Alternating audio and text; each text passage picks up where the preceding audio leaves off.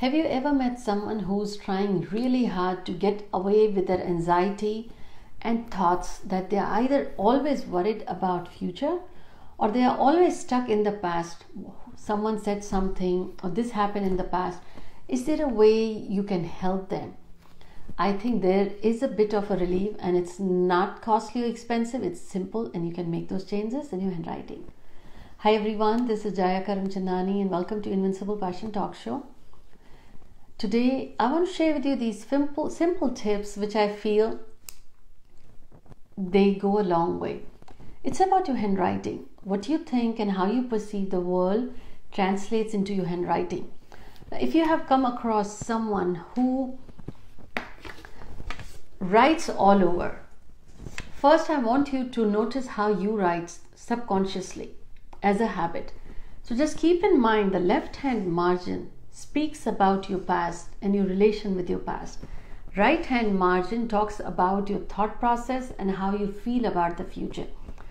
The top margin talks about how you deal with unfamiliar situations or people who you haven't met earlier.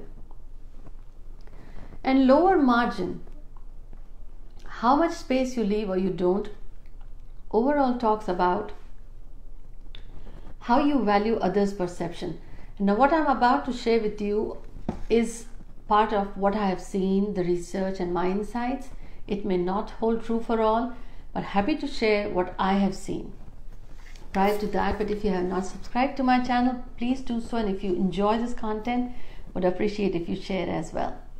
Now, I release here every week episodes Wednesday and Sunday in English and Hindi. If you would love to watch and catch up this episode in Hindi, I will leave the comments below. Now, diving in the topic, let's say you meet someone who just starts to write from the extreme edge. They don't leave any space. They are crammed. It talks about someone who's always stuck in the past, always worried about boss said this, colleagues did this, my family did this happened in the past. Even though they're trying really hard, this is seen by the handwriting, because left hand margin talks about your past. Now, on the other side, if you see that someone, they leave lot of margin, they leave lot of space and then start. It speaks about someone who is not bothered about the past. They don't feel connected much with the past. They're thinking about the future. I would say leaving some margin is good because you want to have that balance in life. Contrary, if you see someone who starts from the right hand side, writing like this, do you see there's no margin? This means they are always moving on in life, thinking about future and focus solely on future. What happens? Not enjoying the present, not giving value to the past that created them. Think about a tree. If you are not going to put that seed, it's not going to turn into a plant and then eventually into a tree and then a tree that gives you the fruits. I haven't come across a tree that didn't have a root. You cannot expect fruits if the tree is not connected or doesn't have the roots. The same concept. The roots nourish you, nurture you, and your present helps you grow towards the future. So if you see these people, I have seen generally they are just thinking about the future, moving forward in life, unrelated, unbothered about how they got there, being grateful or thinking about or giving back to those, the family, caring about them, those who supported. So I would say the best is leave some margin. On the other side, I have seen some people leave too much margin in the right, and let's say they start writing like this. They start writing like this. And they're leaving too much margin on the right hand side. That leaving too much margin speaks about someone who's balanced up to here. They have decent space in the left, but they are fearful. They think about the future but not able to take the right step or the decision because they are afraid of uncertainty. They give up towards the end. So the best cure is tell them to leave some margin in the right and some margin in the left. Then it's a balance. They are connected, they are grounded, they take the right decisions based on facts. Now, have you seen when you write a letter or official letter, You leave too much space because it talks about you do not know who you're writing to for the job or your boss.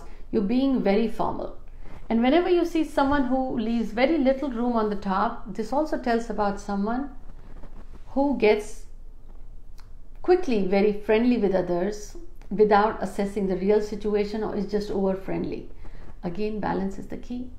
Now, what about someone who just starts to write from here, and at the lower end also they are writing, there's no space, all over, no space, any margin. So it talks about someone who just thinks about themselves, make decisions about themselves. The soul, the focal point is me, mine.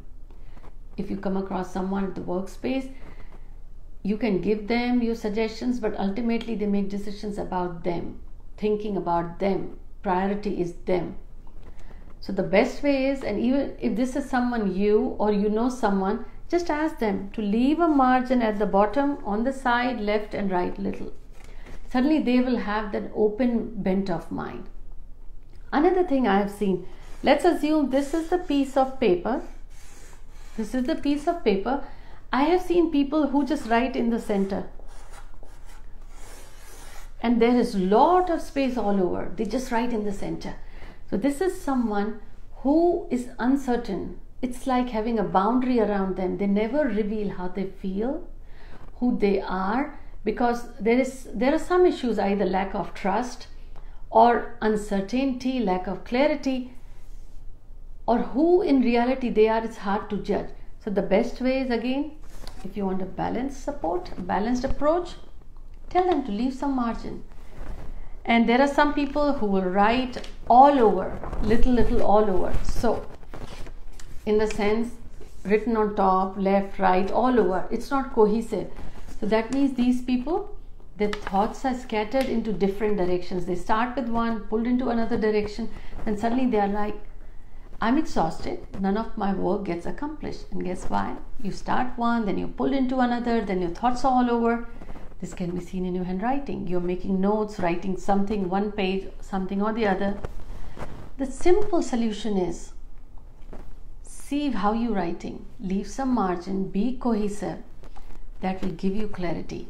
Why writing or keeping a journal helps is because you're putting your thoughts every day and it starts to impact your subconscious and your vibrations, your energy field. Similar way, when you write, the way you're thinking or your approach to life, you're translating into words, because subconsciously you are writing. But consciously, when you start making changes, your subconscious will start getting programmed. It's like Amazon or Google, something you are searching, the AI is built into, suddenly you see more ads related to what you were searching. You were shopping for television, next thing you know, you're getting all the ads about television. It's the same thing. We are playing the reverse psychology. Whatever your subconscious mind is thinking, if it's distracted, your writing is all over. If you are too attached to past, you will see your writing closer to left margin. And now you're using the same AI. That if you leave margin, that means you're balanced. Suddenly your subconscious will start acting like that. That's why handwriting is a therapy as well. I hope you enjoyed. If you really enjoyed, would appreciate if you leave me the comment. If you or someone you know, this is the approach and what improvements you saw. Would love your testimonials and a loving shout out. If you enjoyed, please share this episode and subscribe as well. Until next week, take care.